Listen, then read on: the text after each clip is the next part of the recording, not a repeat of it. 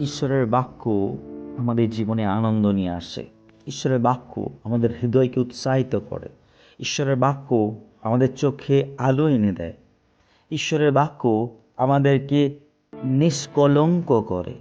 ঈশ্বরের বাক্য আমাদের সততায় নিয়ে যায়। ঈশ্বরের বাক্য আমাদের অনন্ত জীবনের লক্ষ্যকে দেখায়।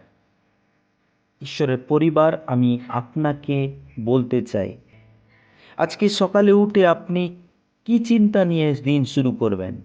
আজকে সকালে উঠে আপনি হয়তো কোনো একটা বিষয় নিয়ে চিন্তার মধ্যে আছেন, কি করে আজকে সারাদিনটা কাটবে।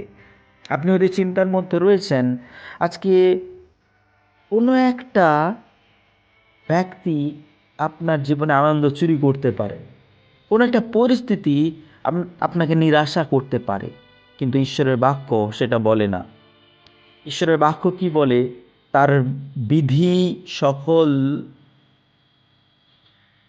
নিষ্কলঙ্ক, পারফেক্ট, সত্য। তার বাক্য সবসময়ের জন্য আমাদেরকে আনন্দ উৎসাহিত করে দেয়। আজকে সারাদিন শুরু করার আগে বাক্যকে ধরে রাখার জন্য ডিজায়ার প্রথম জানান। আপনার হৃদয়কে বলুন, আমার প্রথম বাক্য লাগবে।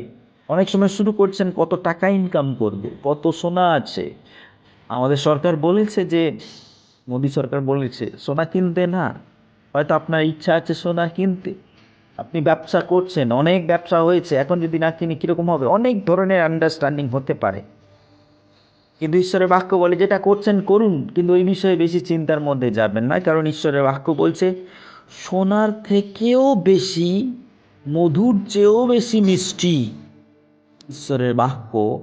তার উপরে আপনার মন যুক্ত করান, তাহলে কিন্তু ঈশ্বর আপনাকে আশীর্বাদ করবে। যে গানটা আমরা সবাই জানি, গীতসংহিতা 119-105 পদ, তোমার বাক্য আমার চরণের প্রদীপ, আমার পথের আলো। ঈশ্বরের বাক্য যেন আমাদের চরণের প্রদীপ হতে পারে।